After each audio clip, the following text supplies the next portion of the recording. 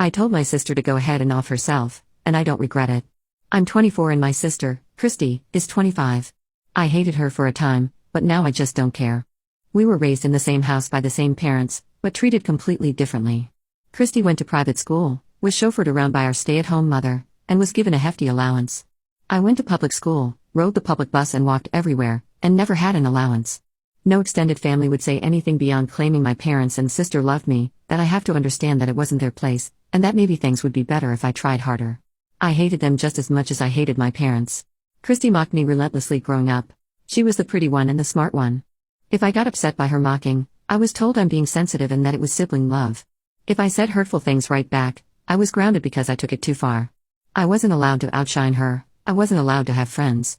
My clothing was policed by her, and the few nice clothing aunts and uncles would get me would be replaced with frumpy and unattractive clothing. It would end up in her wardrobe. My parents would back up Christy, saying I couldn't pull it off and that it looks inappropriate when I wore it.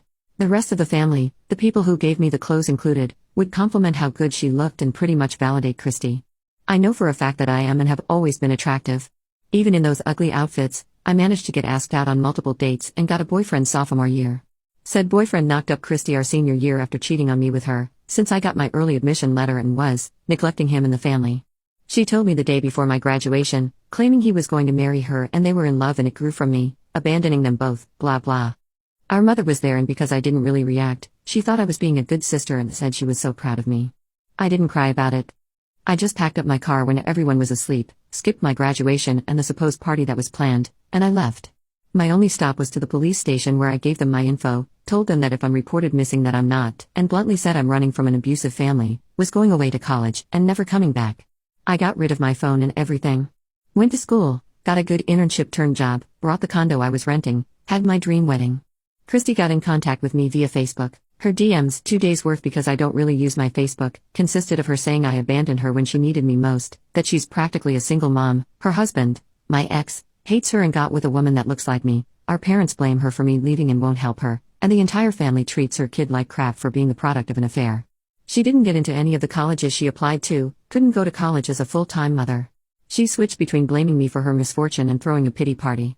While reading, I didn't feel much of anything reading how awful her life turned out. I think I truly just stopped caring, and so even karma beating her down didn't give me any joy. Then she both DM'd and tagged me in a post that reads, "I feel like I'm drowning and I just need my sister. Why won't you respond? Why did you leave me when I needed you the most? Please, I'm in such a bad place, if you don't help I'll just end it all." I replied via comment and DM, "Go ahead and off yourself. I'm not helping you and frankly don't care. You stopped being my sister the day you gave me bleach as a gift," and I blocked her shortly after.